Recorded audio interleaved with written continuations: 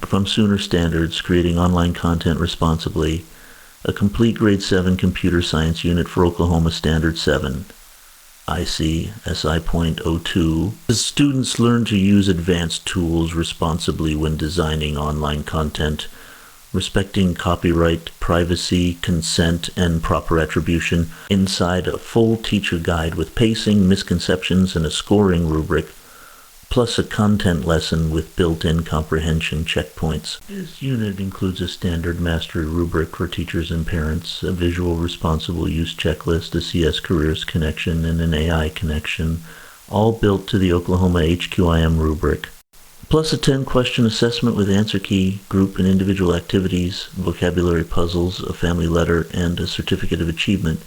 That's 3 to 4 Dalton's of no prep HQIM aligned instruction across 35 ready to print pages. Find it at Sooner Standards on Teachers Pay Teachers.